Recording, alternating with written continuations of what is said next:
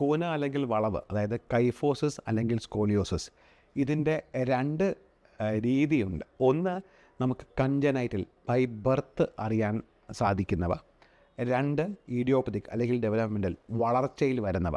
ഇതിൽ congenital scoliosis എന്ന് പറയുമ്പോഴത്തേക്കും കുട്ടി ജനിക്കുമ്പോഴേ എന്തെങ്കിലും അസ്ഥിവൈകല്യം അല്ലെങ്കിൽ അസുഖം കൊണ്ടുവരുന്ന വളവാണ്.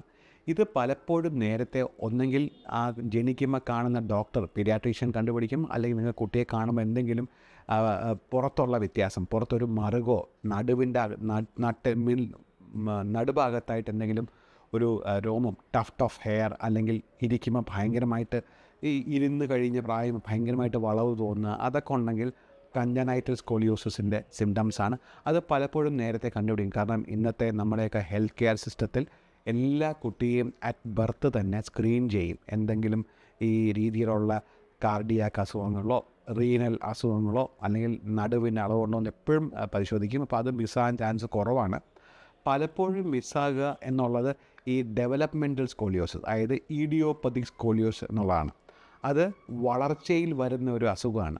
അത് സാധാരണമായിട്ട് കാണുക എന്നുള്ളത് ഒരു 7 തൊട്ട് 15 വയസ്സ് വരെയുള്ള സമയത്താണ്. കാരണം ഇതിൻ്റെ രീതി എന്ന് പറയുന്നത്, ഇതിൻ്റെ മെയിൻ കാരണം ഇഡിയോപ്പതിക്, അതായത് നമുക്ക് എന്തുകൊണ്ടെന്ന് അറിയില്ല, മൾട്ടിപ്പിൾ തിയറീസ് ഉണ്ട്. ഇന്നും നമുക്ക് അറിയില്ല എന്തുകൊണ്ട് വരുന്നു എന്നുള്ളത്.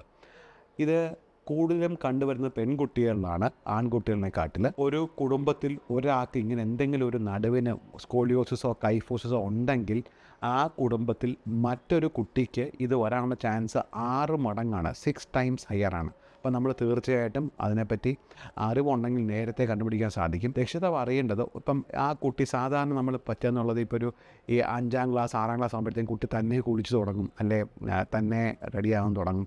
അപ്പോൾ അച്ഛനമ്മയും കുളിപ്പിക്കാറില്ല, അപ്പോൾ അവരെ കാണാറില്ല. കുട്ടി ഇരിക്കുമ്പോഴത്തേക്കും സൈഡിലോട്ട് വളഞ്ഞിരിക്കുക, തോളുതമ്മിയുള്ള പോസ്റ്റർ വീണ്ടും താഴെ ഇരിക്കുക, മുതുക് കൂനിയിരിക്കുക, നടക്കുമ്പോൾ സൈഡിലോട്ട് വളഞ്ഞ് നടക്കുക. ഇത് പലപ്പോഴും എന്നോട് രക്ഷിതാക്കൾ പറയാറുണ്ട്, നിങ്ങൾ വിചാരിച്ചപ്പോൾ മോഹൻലാൽ സ്റ്റൈലിൽ നടക്കുകയാണ്, അല്ലെങ്കിൽ സ്കൂൾ ബാഗ് എടുത്തുകൊണ്ട് കൂനി പോയതാണ്. ഒരിക്കലും സ്കൂൾ ബാഗ് കൊണ്ട് കൂന് വരത്തില്ല. കൂനോട് വേദന വരാം, ഈ എക്സസീവ് വെയിറ്റ് വന്നു കഴിഞ്ഞാൽ ഒരിക്കലും കൂന് വരില്ല. അപ്പം അതൊരു കാരണമായിട്ട് ഒരിക്കലും കൂട്ടരുത്. എന്നിപ്പം ഈ ഒരു അബ്നോർമൽ പോസ്റ്റർ അല്ലെങ്കിൽ ഒരു ടിൽറ്റ് കണ്ടു കഴിഞ്ഞാൽ നമ്മൾ തീർച്ചയായിട്ടും ആ കുട്ടിയെ ചെയ്യേണ്ടത്, നമ്മൾ ആ കുട്ടിയെ നിവർന്ന് നിർത്തി ഒന്ന് മുമ്പോട്ട് കുനിയാൻ പറയുക, പാദം പിടിക്കാൻ പറയുക. ഈ പാദം പിടിക്കാൻ പറയുമ്പോഴത്തേക്കും നമുക്ക് നോക്കുമ്പോൾ നേരെ അറിയാൻ സാധിക്കും ഈ റിബ് തമ്മിൽ അല്ലെങ്കിൽ ഒരു സൈഡിലോട്ട് ഇങ്ങനെ പൊങ്ങിയും താഴ്ന്നു ഇരിക്കും. അവിടെ നിന്ന് കൈ ഒഴിച്ച് നോക്കിയാൽ ഒരു അൺഈവൻനെസ് തോന്നിക്കഴിഞ്ഞാൽ അപ്പം ആ കുട്ടിയെ ഒരു ഡോക്ടറെ കാണിക്കണം. അപ്പം ഇവിടെയും ഒരു പ്രത്യേകത എന്നുള്ളത്, നമ്മൾ സാധാരണഗതിയിൽ ഇപ്പോൾ ഒരു വളവ് സംശയം പറഞ്ഞു കഴിഞ്ഞാൽ നമ്മളൊരു എക്സ്റേ എടുക്കുക എന്നുള്ളത് കിടത്തി നടുവിൻ്റെ എക്സ്റേ എടുക്കും. അവിടെയാണ് പലപ്പോഴും മിസ്സാകുന്നത്. ഇത് എടുക്കേണ്ടത് നിർത്തിയാണ് എടുക്കേണ്ടത്. കാരണം നമ്മൾ നടുവിൻ്റെ വളവ് നിൽക്കുമ്പോഴാണ് വരുന്നത്. അപ്പോൾ സ്റ്റാൻഡിങ് എക്സ്റേ ഉള്ളൊരു ഫെസിലിറ്റി പോയി എക്സ്റേ എടുത്തിട്ടേ കാര്യമുള്ളൂ.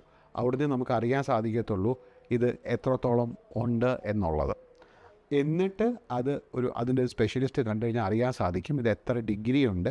കാരണം ഇന്നത്തെ ഡെഫിനിഷൻ പ്രകാരം നമ്മൾ 10 ഡിഗ്രിയിൽ കൂടുതൽ സൈഡിലോട്ട് വളവുണ്ടെങ്കിൽ അതിനെ സ്കോലിയോസിസ് എന്ന് പറയും. 10 തൊട്ട് 20 ഡിഗ്രിയുള്ള ഒരു ഗ്യാപ്പ് ആണെങ്കിൽ നമ്മളത് ഒബ്സർവ് ചെയ്യത്തേ ഉള്ളൂ. കാരണം പലപ്പോഴും പലതും അങ്ങനെ നിന്നും അല്ലെങ്കിൽ റിസോൾവ് ചെയ്ത് പോകും.